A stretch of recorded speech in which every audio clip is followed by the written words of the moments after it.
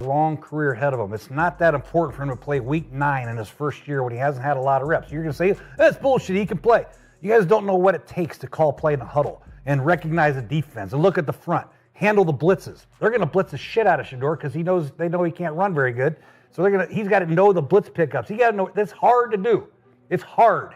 So it's not the end of the world if he doesn't play this year. He gets another off season under his belt, compete his ass off, start next year. Everybody can talk about the greatness of Shedeur Sanders. It doesn't have to happen week 10 of the regular season in his first year when he's been taking no. Coach, I completely appreciate what you say about playing quarterback because it's the hardest position to play in any sport, especially at this level. But this kid is special. And insiders are saying Kevin Stefanski would rather walk away than let Shedeur Sanders start. And that's straight up insane. Imagine having a young, hungry quarterback with the tools, the IQ, and the fire to change everything, but your head coach would rather quit than give him a real shot. That's not football politics anymore. That's ego in full meltdown mode. People are asking, why is Shadow being treated like a threat instead of the missing piece this team's been praying for? Every snap, every rumor, every throw turns into a new episode of Cleveland's never-ending drama. This isn't strategy, it's fear. Fear of what happens when real talent finally steps on that field and shows everyone how bad the current plan truly is. Because let's keep it real, Shadow isn't the problem. He's the answer this team refuses to see. Look at the numbers. 59% completion rate, 171 yards a game, and just 4.9 yards per attempt. That's not a slump, that's a breakdown. Dillon Gabriel's dragging this offense through mud, yet somehow he's still treated like royalty. Protected, praised, and shielded from the truth while the whole city watches this offense collapse in slow motion. And the wildest part, Stefanski keeps defending this mediocrity like his job depends on pretending everything's fine. Fans aren't blind. They know what's up. It's not about loyalty anymore, it's about control. Why does it look like the coach is more scared of Shadow's success than of losing another game? When your quarterback stats are basically screaming, bench me, keeping him in isn't leadership. He gets an opportunity. So what's happening right now is I look at Dillon Gabriel's stats, 59% completion, 171 yards passing per game, which is bottom of the barrel. This is even worse, 4.9 yards per attempt, bottom of the barrel. 4 touchdowns to 2 interceptions, which he had none, and then last game he had a couple. His QBR is second worst to only Cam Ward, 27 to 24. Pro Football Focus ranks him the worst quarterback by far in pro football. So I've seen enough, and yet Stefanski knows that over his dead body as the head coach will Shaduer get an opportunity. It's pure denial.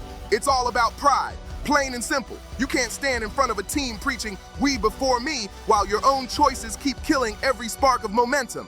Shedeur Sanders has proven himself time and time again. Cool under pressure, sharp as a blade when reading defenses, and bringing straight energy to every single huddle. The city's ready for a change, and the longer Stefanski tries to fight it, the louder that locker room's gonna explode.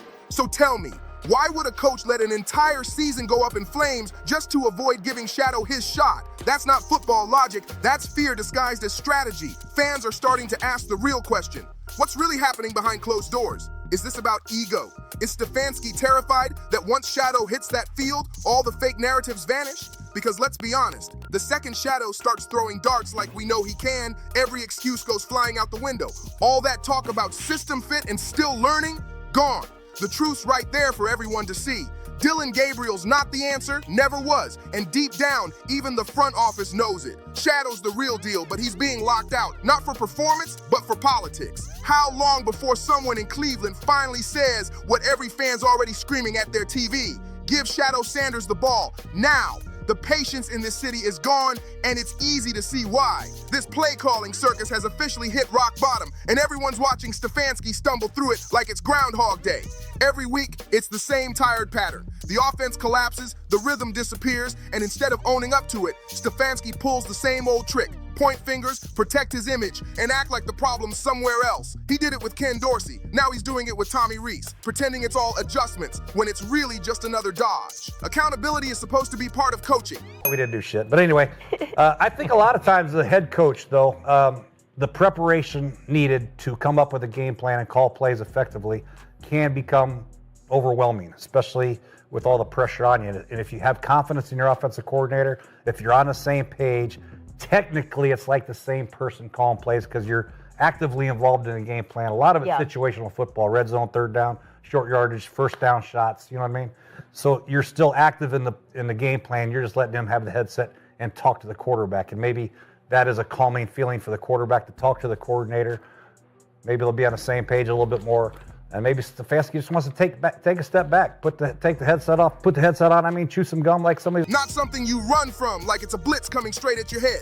If every single coordinator under him keeps failing, maybe the issue isn't the playbook. Maybe it's the man holding the headset. Stefanski keeps watching Dillon Gabriel struggle every Sunday, yet still wraps him in bubble wrap like his entire career depends on it. That's not faith, that's fear. It's not coaching, it's control, and everyone can see it. This isn't leadership anymore, it's desperation dressed up as discipline. You can see it written all over Stefanski's face, that look of a man running out of excuses. Handing play-calling duties to Tommy Rees isn't about progress, it's about setting up a fall guy. So when the offense tanks again, he can just shrug and say, see, not my fault. Why won't Stefanski just admit it? His play-calling's dried up like a desert. Why keep defending a quarterback who's clearly stalling out the offense week after week? And why keep blocking Shedeur Sanders' shot when literally the entire fan base can see what's really happening out there? How long can a coach survive when he's pointing fingers everywhere except at himself? This whole Shadow's not ready excuse is nothing but smoke and mirrors, a lazy cover-up for bad coaching and zero accountability. Let's be real. That night when he fell just through the first round, Mel threw a fit on air in a way that I've never seen him. He lost his temper on air at the NFL for what you're talking about. Yep. It's a conspiracy where they've all just said no to Shaduer. And then he falls through the second round, third round, fourth round, into the fifth round. And there's one wacky sort of Jerry Jones wannabe owner, and it's Jimmy. If a young quarterback never gets real snaps, how is he supposed to grow? You don't learn football by sitting pretty on the bench. You learn it when the lights are blinding, when the crowd's roaring, when the blitz is coming straight for you, and you got seconds to make magic happen. That's where greatness is built, and Shadow's already proven he can do it. He's faced elite defenses, stayed cool, and delivered like a vet. Acting like he needs one more offseason is just fear disguised as strategy. A coach too scared to let talent shine because it might expose how outdated his own system really is. If Stefanski actually believed in his guy, he'd be building around him, not burying him under excuses. Keeping Shadow off the field isn't protection, it's sabotage. Fans can see it, players can feel it, and the energy's dying fast. What's the point of waiting for some perfect fantasy moment when the offense is already stuck in neutral? Gabriel's not moving the chains, the rhythm's gone, and the locker room's losing life by the day. Every single game they waste is another golden chance slipping right through their hands, and you can feel the frustration boiling over in Cleveland. Fans know what's at stake. Every legend had to start somewhere. Take the hits, make the mistakes, and grow through the fire. That's how real players are forged. So why act like Shedeur Sanders can't handle that heat? Why treat him like he's fragile when he's already proven he's tougher than half the roster? Why baby a player built for pressure while protecting one who keeps cracking under it? It makes no sense. And here's the question no one in that building seems to want to answer. What are they so afraid of? Because once Shadow steps on that field and starts balling, there's no turning back. The whole let him sit and learn excuse collapses the second he shows what he can really do. You don't learn confidence sitting on the bench, you learn it in the grind. You earn it when the crowd's deafening, when the defense is closing in, and you still deliver a dime on third and long. That's how quarterbacks grow. Not through film study alone, but through experience. Watching from the sideline doesn't teach timing, doesn't teach leadership, doesn't teach composure. Playing does. Shadow doesn't need another year of waiting. He needs his shot right now. The kid's got the background, the mindset, and the bloodline that screams competitor. So if he's got the pedigree everyone brags about, then why not let him prove it under the lights? Cleveland doesn't need another lecture about patience. It needs results fast. Keeping him benched isn't development, it's delay. And let's quit pretending this is like those rookie situations where first-round picks sat behind legends. Gabriel hasn't earned that kind of loyalty, not even close. So why keep protecting him while the whole team keeps sinking? It makes zero sense. Shedeur Sanders has everything a young leader's supposed to have. Calm in the storm, quick decisions under pressure, and that real command that makes a huddle come alive. So why keep wasting precious snaps pretending this broken plan still works? The season's slipping away and the solution's sitting right there on the bench, ready to flip the script. And let's stop pretending this "he's not ready" talk means anything. If a head coach can't handle calling plays and managing the pressure that comes with it, maybe he's just not built for this job. That's what real leadership is. Standing tall when everything's falling apart, not hiding behind excuses when the fire gets hot. Stefanski handing off play calling isn't about trust or teamwork. It's pure damage control. He's trying to redirect the heat before it melts his reputation to the ground. Be real for a second. If Stefanski actually believed in his system, he wouldn't be stepping aside at all. Leaders own their mistakes. They don't outsource them. You can't preach accountability when you're busy passing off blame. How's a quarterback supposed to feel confident when the entire structure around him is crumbling like wet paper?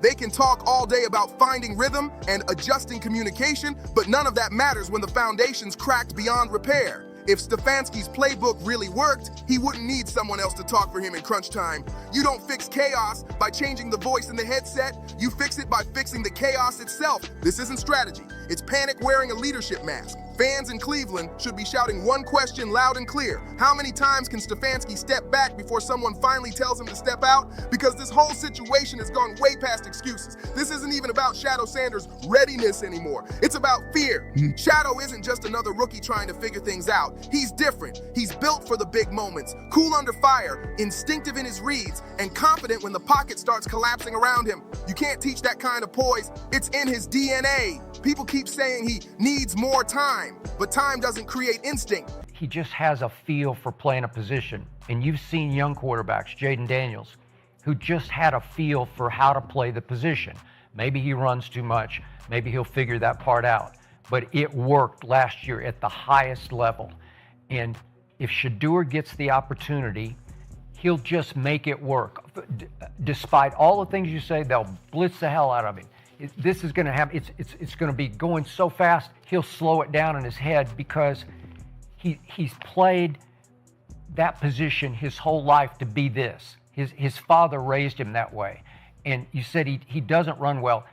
He's underrated with his legs. He doesn't have Deion's legs, obviously, but he can hurt you with his legs because they call plays for him at Colorado. They call quarterback draws. They call some read option, some zone read. So I just think if you give him a chance with that run game and this defense, it'll start to pop. And if he had been the starter from day one, I guarantee you Cleveland would be the top. Experience does, and Shadow's already been battle-tested against real competition. He's the kind of player who adjusts mid-play, who reads the defense like a book before the snap even finishes. That's what separates him from the rest. While others talk, he delivers clean, calm, and clutch. So maybe it's time we flip the question. Maybe it's not Shadow who needs time. Maybe it's Stefanski who's out of time. Because if a coach is too scared to let his most talented player shine, that says everything about who's really not ready. Shadow's been molded for this moment his entire life.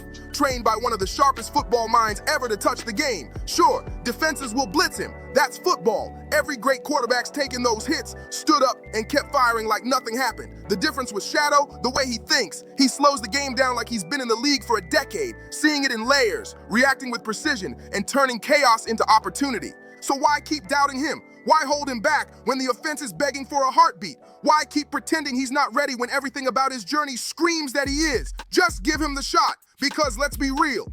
If Shedeur Sanders had been starting since day one, Cleveland wouldn't be drowning in frustration right now. They'd be lighting up the league with energy, rhythm, and wins that actually mean something.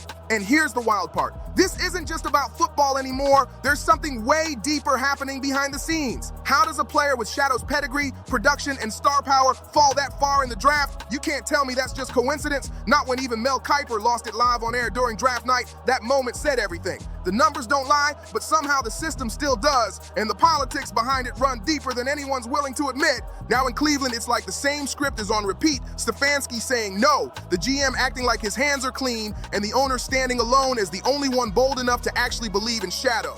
The whole thing's messy, chaotic, and dripping with ego. You can feel it. This isn't strategy, it's survival.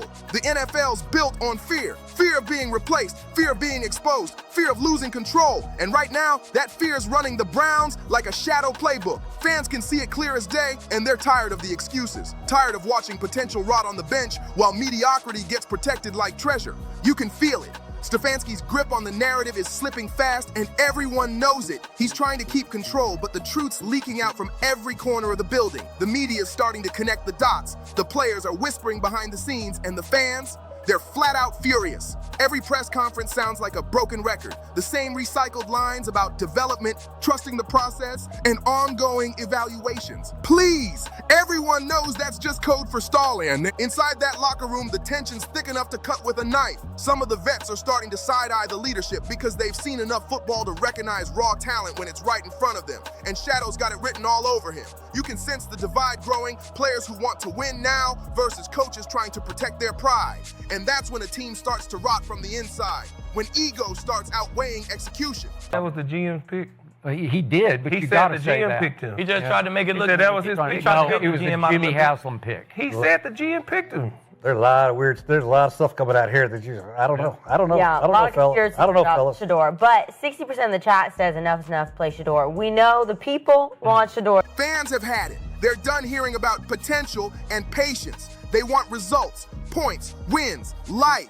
The offense is stuck in neutral. Gabriel's playing scared, and the one spark that could turn the whole season around is still standing on the sideline with a headset instead of a helmet. It's straight up insanity. You've got a franchise starving for momentum, and yet the one player capable of reviving it is being treated like a threat instead of a savior. It's not about development anymore. It's about damage control.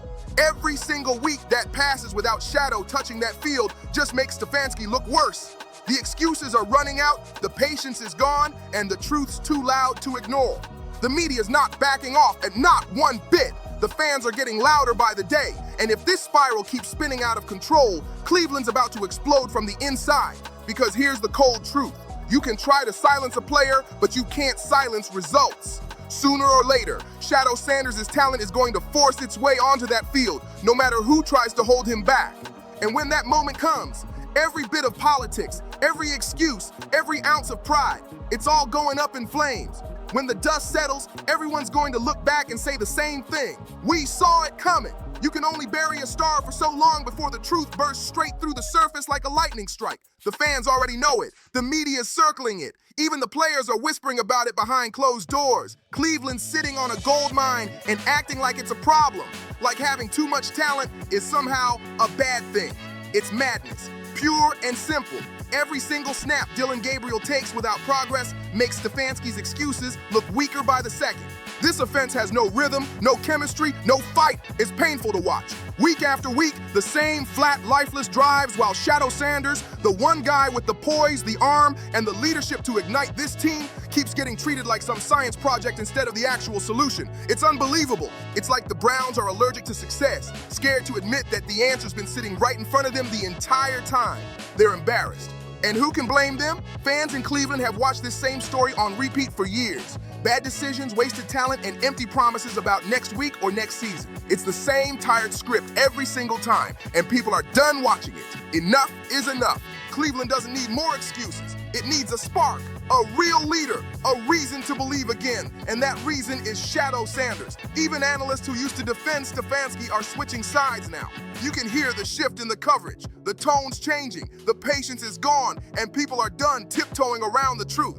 The narrative's flipping fast, and soon Stefanski won't be able to hide behind analytics, fancy words, or media spin. Because the moment Shadow finally gets his shot, the moment he steps on that field and the offense starts breathing again, it's going to expose just how long this team's been holding itself back. And that's exactly what terrifies the front office. They're not scared of him failing, they're scared of him succeeding. Because success rewrites everything. It proves the fans were right all along. It exposes that the excuses were fake, and that leadership never believed in the very player who could have changed everything. As the tension keeps building and the cracks in Cleveland's locker room keep spreading, one truth's getting impossible to ignore. The future isn't coming later. It's sitting right there on that bench right now, waiting for his moment to flip this entire franchise upside down. Because when a player like this finally gets unleashed, there's no hiding who's really been holding the team back, and that's what stings the most. Shedeur Sanders isn't the problem, he's the proof. Proof that talent's been ignored, politics have taken over, and Cleveland's been wasting its own potential out of fear. So what are they really scared of? That he'll light up defenses and make the coaches look bad for doubting him? That he'll win over the locker room faster than the playbook can even adjust? You know it. That's exactly what's got them shook. From the outside, it's crystal clear. Shadow's been ready since day one, calm, confident, and more prepared than half the starters in the league. The only people who can't see it are the ones too busy protecting their egos. This isn't about development anymore. It's about control. And that control, it's slipping fast right through Stefanski's hands. The whispers inside the building are getting louder. Players are starting to talk. Analysts are circling the situation like sharks. And fans, they've completely had it. Everyone can feel that spark bubbling under the surface. That electric energy just waiting to explode onto the field. And every week they keep it bottled up. The pressure builds higher and higher until it's ready to blow. The truth's not complicated. The Browns aren't missing talent, they're missing courage. Stefanski can dodge questions all he wants, keep swapping coordinators, and act like everything's fine, but deep down, he knows what's coming. Because Shadow's rise isn't just coming, it's inevitable. Sooner or later, he's getting that shot, and when he does, the entire city's going to feel the shift. The silence will break, the doubts will die, and Cleveland won't just be chasing hope anymore, they'll be witnessing a takeover. Don't forget to like, subscribe, and share if you're ready for more Cleveland drama and real talk. Drop your thoughts in the comments. Do you think Stefanski's fear of losing control is the only thing keeping Shadow off that field? Let's talk about it, and I'll see you on the next one.